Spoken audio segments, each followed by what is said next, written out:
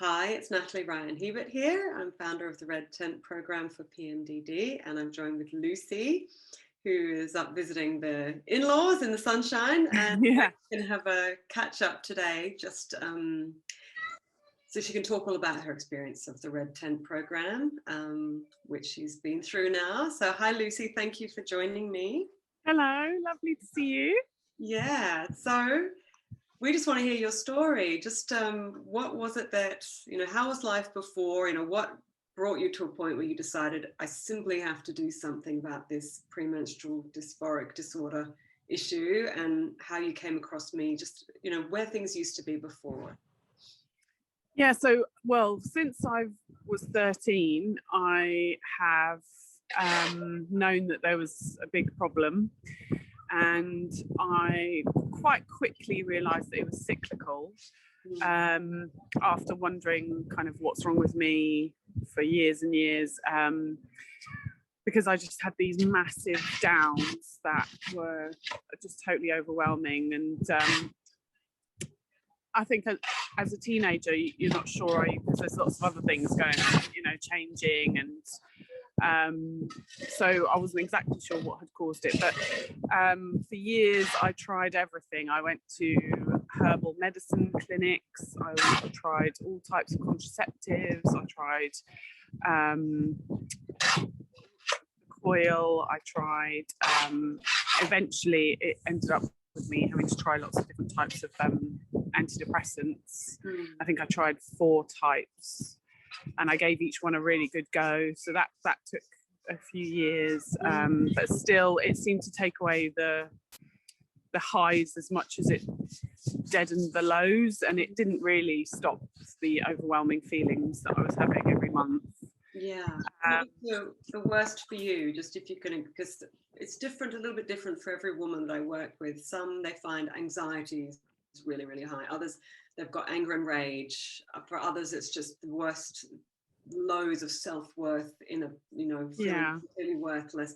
And for some, it's a combination of all. So how was it? What was the worst? Yeah, well, it did contribute to anxiety, because although I kind of knew there was something cyclical about it, I couldn't really put my finger on what it was, and so I didn't know what it was. So I did have chronic anxiety for a few years, and panic attacks and things like that. That was horrible. But again, I got through that through CBT-based techniques, because I tried everything. I was really kind of active, always trying to find a solution. But it was really manifesting every month with sort of 10 days of like intense rage, horrible depression, feeling hopeless, feeling overwhelmed, often blaming others as well. So it really manifested in my marriage, and it ended up in us having marriage counselling, and that was unsuccessful, because again, it was about, there was a lot of blame going on for the behaviours, but never kind of really reaching the roots of what had happened.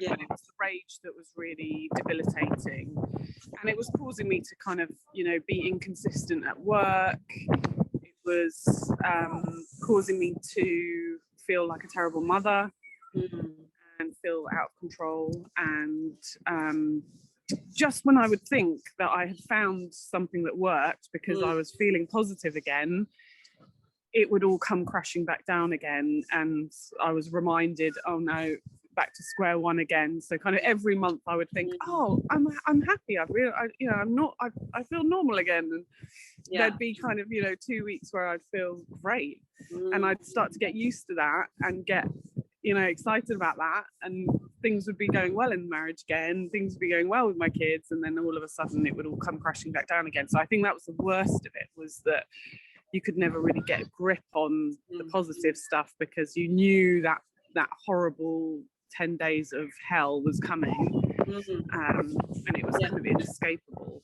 Yeah, exactly. It's the dread leading up, and then it's the remorse following, and there's such a small window of good time. That it just can become so debilitating. Even in your good days, they're not going to last. And and you can, it's the thing with it is it is so Jekyll and Hyde, isn't it, that when you're in the good place, you almost you forget completely. Yeah. It used to be what it was like. Oh, that was me. No, that was fine. And you downplay it as well. It wasn't even that bad. It's fine because you're not there anymore and you just can't even relate. Yeah. So and for me, I would have a week. So during my period, it's like the minute I came on my period, I would have a great day and everything would just fall away and I'd feel amazing while I was on my period. And then I used to have 3 days after that were even worse than the premenstrual phase. And for that reason, every doctor that I ever went to said it can't be PMT. It can't be. I mean, I'm in England and I've never even heard the term PMDD mentioned. But it was eventually, the way I came to you was eventually just searching on Facebook, and I found like a support group for people with PMDD. And on there, somebody posted that they had had this really amazing experience with you, and they posted a link to the podcast that you did. And I listened to that, and I just thought, at the time, you know, I was feeling really desperate, and I didn't know how I was going to be able to afford, you know, to do, because part of it is about never learning to look after myself properly and never putting myself first, or never being able to justify kind of spending money on me when I had my children. Yeah. Sure. And that was a little internal battle I had, but I just knew that actually this was the best thing that I could do for them, really, is to give them back a mum that could be consistently happy. And it really felt like a last chance at happiness. Yeah. A last chance at a normal life, really. Yeah. I mean, so many women I work with, suicidal thinking is just part of life in those 2 weeks. It is dangerous. Many actually follow through in the end. So there's so much at stake. There is so much at stake. And as a mother, being a mother to your children, recognizing how much your own parents shaped you and the pain you carry today, thinking, that's such a motivation, isn't it? To feel like I can't pass this down to them. You know, I must have responsibility. It's not my fault that I've got this trauma or this emotional pain, but who else is going to fix it if it isn't me now? And I don't want to, in these weaker moments, pass this down to my children and leave the scars on them that were left on me. We don't mean to, despite all our best efforts, but this is what happens. So that was before. So then how would you describe your experience of rapid transformational therapy and the metacognitive psychology that we take you through, and the weekly group calls and everything that's in this cocoon that is the red tent? How would you well, it was amazing just to have that initial new understanding of the fact that, you know, that there was trauma there was kind of internalized ideas that I'd come up with as a child that was my best way of dealing with things that were happening, and that was amazing because of the lack of blame. For the first time, I wasn't feeling, you know, like it was anybody's fault. Like before, I would blame my mother or I'd blame myself, and it was just interesting to understand it as a kind of a process that's completely natural, and that, you know, that's how we internalize things when we're that age. And then the rapid transformational therapy itself, the hypnosis itself, was just an amazing experience. I was really worried that it wouldn't work for me, because I felt like nothing else had worked, so this probably wouldn't work either. But I wanted to give it every chance of success, and just the process itself is just lovely. It's really nice. It's such a luxury to have some relaxation, and that was really lovely. It was really guided, and I felt really supported through that. I wasn't kind of scary or anything like that. It was just lovely. And I should just caveat that with, it's not like a relaxing, I mean, you are very deeply relaxed, but what we go back to visit is stuff that you might have been running from your whole life, you know? Yeah, I mean, it was challenging, but I was up for that challenge because, and I think most people that have experienced PMDD, we used to facing like these horrible demons have been with us for all this time, and so it was almost kind of a relief to face them and do something with them and about them, rather than trying to cover them up, trying to deaden them with tablets, trying to, you know, run away from them. It was kind of, for me, it was like a feeling of relief to face them. Totally. In a supported way. Yeah, exactly. To have me, or, you know, have me there with you. All right, let's do this, Lucy. Like, it's not me. You get the new understanding within yourself, but you have this container and this beautiful space of support. And how rare is that we for 2 hours just get to go, right, let's do this, let's go in and have all the tools at your disposal to actually make deep changes in the subconscious mind. It's an amazing. It was just, I thoroughly enjoyed the whole process. I know it is, you know, it's not easy maybe, but it was just very supportive, especially with the weekly calls. I found really amazing, just to feel like I wasn't alone and I wasn't crazy, and you know, to feel that kind of sense of sisterhood with other women going through the same thing, albeit, you know, all maybe slightly different manifestations of it, but it was just really a very supportive process, and very safe. It felt very safe. And loved it. Since you've done it, so I've got some of your original, because, you know, when we begin the red tent, we take some numbers. You give yourself a score out of 10 for how severe certain symptoms are, and also positive traits as well, like how much self-love do you have, for example, out of 10. So self-loathing out of 10. How much self-loathing do you have premenstrually now, would you say? You could score it. Now?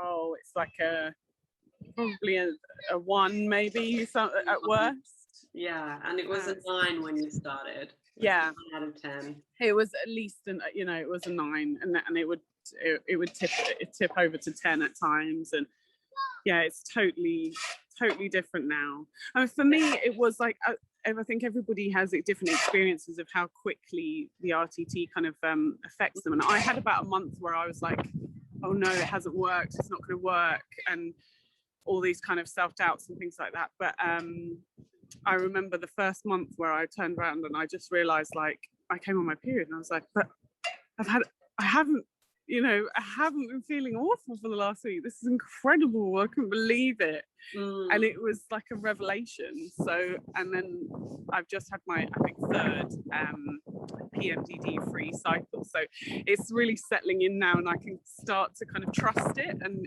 get used to the new, new way of being. And that's amazing too. So really good. I remember I had the same thing, just going, well, hang on, that must have been a fluke. And then the next month, and it's not to say that I'm just in this, you know, state of pure bliss all the time. You're still human. Things still can get on your nerves, and full on. And if you are ever triggered again, you're not going to, it'll never be the same again, because you have the tools and you go, okay, this is interesting. I wonder why this is coming up. Why this is an overreaction. I can see it. You have so much awareness now after going through this that it can't kind of get you again in the same way like it used to, like sneak up and hijack you, possess you. I think that's why I feel that feeling of safety, because I have I've had a couple of little things come up in the last, you know, sort of in the week before, that are just normal life things that, you know, and I noticed, oh, I'm a little bit more sensitive than I might normally be about that. Okay, that's interesting.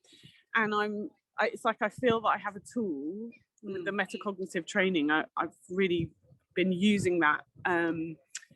You know, before I go to sleep at night, I'll just have a few minutes where I'll kind of do the putting the thoughts in the chair exercise, and it feels safe to know that even if things do arise, and they will, you know, I've got a stressful job, I've got, you know, married and 2 children and lots going on, that I have something there that I can practice that will help me. So and I remember anger was a big one for you. Like anger and rage was 10 days of the month, you know, sort of 9 out of 10 for that as well. And how's that now? What score would you give to your anger rage outbursts now? Like I don't know, at worst it'll be a 2 maybe. Okay, well that's nice. You know, I'd almost be worried, Lucy, if you said like 0, because I go, well, what are you not expressing it? Oh yeah. Exactly. I am still a human being, and that's okay. Like you know, my husband goes you know, has days like, and he doesn't have cycles and the same hormones, and like yeah, I'm still human, but it's, I mean, I remember the rage was so bad that, you know, I was becoming aggressive, and it was terrifying. You know, it was scary. I wasn't in control of myself at times, and but I knew that wasn't me, and that, you know, that wasn't how I wanted to be. And I never feel out of control with it now. So things will irritate me, you know, if I've had a terrible night's sleep, let's say. But I'm just feeling much more able to navigate things, and I just go, okay, that's you know, maybe I'm feeling a bit sensitive today. I'll go a bit easier on myself, or I'll use one of the strategies, and it's all manageable now. It's all very manageable. And self-love, what that before was very low, around about a 2. And what score would you give to self-love premenstrually now? I think, like, I'm gonna say an 8. I think it's still something I need to work on. I think it's like I still have kind of a few. I've got, you know, I'll be 40 next week, and I think I've got a little bit of practice to do in that area. I think I still find as a mother that instinct to, that slight feeling of guilt for putting yourself first ever is there sometimes. But I think that's part of being a mum, and like I feel like my instincts are always to put my children first. I have to sometimes remind myself that actually sometimes it is putting your children first to look after yourself. Totally. And to love yourself the way you need like to. Like in the aeroplane, you know, they always say put the mask on you, and then you can be there for the kids, because if you're depleted, then you've got nothing to give. And it's just reminding you, we do, you get, the baby's born and they go, here's your baby, and here's your dose of mum guilt to go with the baby. There you go. You know, it's part of being a mum, I think, to have this built in. Am I being good enough mother? Am I doing good enough? Could I have done it better? And I wish I could go back and change something here or there. But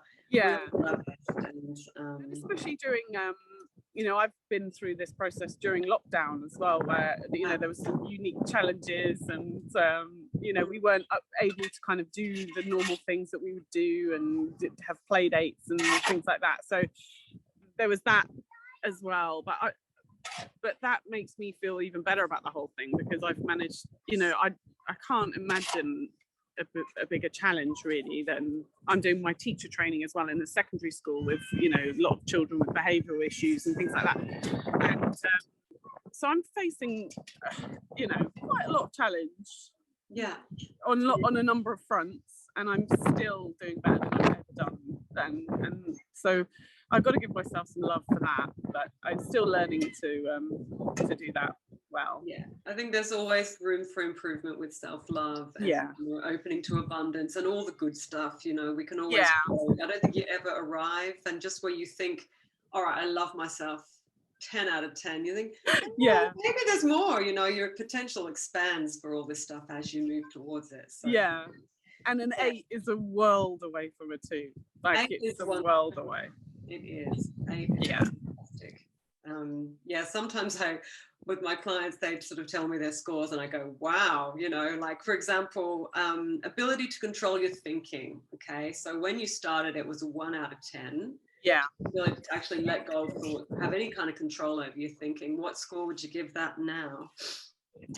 I would definitely give that like a 9. So like, thoughts still come up. Sorry, I've got someone really noisy scraping right next to me. I'm just going to move. yeah, so thoughts still come up at times, and I think they probably do for everybody. But then I'm absolutely able to take control of them, and I've got my tools, and I'm very aware that they are just thoughts, that they're not real things, you know, that I can manage them, and I can, and I found the Eckhart Tolle stuff that you sent me really empowering, to do with the pain body. And even this morning I used that, of like, I had a bit of a moment of overwhelm, of like busy and going on our first trip out for a long time, trying to get the kids ready and all that, and jumping around, you know, juggling things. And I just had a moment where I was like, okay, that's overwhelm. And then I kind of took a step back from it, and I like watched it, looked at it as a pain body, basically, as like an overwhelmed body, outside of myself, separate from myself. And it lost all its power to control me in a second. It was incredible. And I was just like kind of smiling to myself, thinking, it makes you feel really powerful. Like, wow, like I'm in charge, actually. Yeah, it is the power of now. It is like, I'm stepping here, and if you are observing it, it can't see you, because it's separate. So, but it's when you're not aware, and you just fall right into it and become kind of possessed, hijacked by the overwhelm or the anger or whatever it is. That you're gone then, because it owns you then. But if you can keep I used to feel like I was in that, you know, The Exorcist, and it was like, you know, I had been taken over by this feeling, and it was kind of coming out of me, and I had no, you know, I was like a vessel for it, and that was such a powerless, horrible feeling. It does feel like that. And it feels like I'm talking about a different person now when I'm talking about that. Yeah, well, you are. You've changed your brain. Like, you have physically rewired your brain using neuroplasticity and commitment to yourself, and commitment to loving yourself, and to doing the work that does change your brain. And that's what's so wonderful, that you can feel safe now. I've changed my brain. In the same way that you'll never go back to believing in Santa Claus, you will never go back to believing you're not enough. It just doesn't. The neural pathway for that belief isn't there anymore. And that's the beautiful thing about this. It's not like, oh, maybe it'll wear off. You've changed. So it can't wear off. You can't take away what you now know.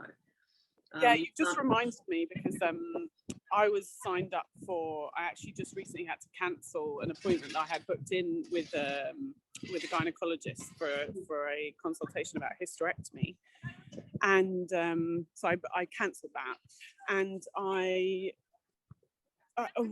you just reminded me that one of the other main things that I had before that is completely not an issue anymore is I had this horrible fear of the menopause, because I was terrified about having a hysterectomy, because they were like, but that might not fix it, because that brings its own hormonal issues. And again, I just felt like I was inevitably going to, in the next few years, have to face this other massive onslaught. And now I know that is something that's going to be within my control to manage and to navigate. And I've lost that fear too, which is amazing. You don't need a hysterectomy. No. That's not going to be the answer for you. No. It's like, I have all these analogies, as you know, and the thing, I don't know if I've told you this one before, but I think of it like there's a fire in the house, and the fire alarm's going off, and it's really annoying, and it's all you can hear is this annoying fire alarm, just beep, beep, beep, beep, beep, beep. That's PMDD. Yeah. So the thing is, there's a fire, that's why it's going off. The fire is all your unresolved emotional subconscious stuff. But all that's annoying is this fire alarm. So, you know, antidepressants is like putting earplugs in, going, oh, there we go, it's not so loud now. The fire's still there, though. Hysterectomy is like pulling out the fire alarm out of the house and going, there we go, no more annoying noise. But the fire's still sort of raging below. Whereas what we've done with you and with me is we've put the fire out. So this fire alarm's not going off anymore, and you don't need to remove it. You know, so that's just amazing, and I'm so of all the effort that you put in, because it really does.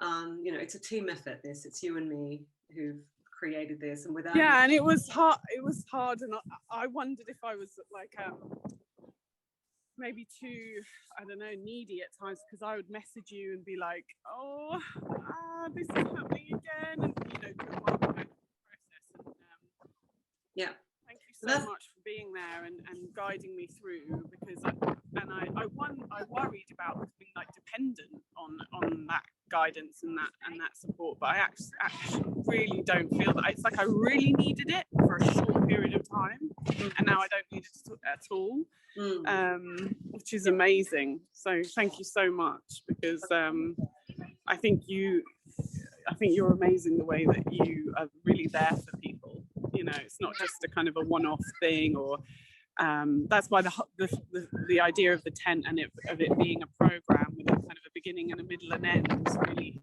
healthy, because you feel like, okay, this is a process. It's not like a magic wand. No, it's a process you have to go through. And I think the way that I approach it too is that I'm always putting the responsibility and the power, really, when I say responsibility, the power with you. So I support you, but I'll always put it back to you to do the work for yourself, because at the end of the day, what I want is to be completely redundant in your life by the end. Yeah. I say that to you. You're going to need me by the end, and that's, you're going to have everything within you. I'm giving you everything that I know that you can install in yourself, so that you become a therapist within yourself. And yes, that's amazing. Yeah, so closing words, I suppose, if because there are women who are watching this now who find these videos on YouTube and want to believe that and have hope that it is possible to overcome this premenstrual dysphoric disorder.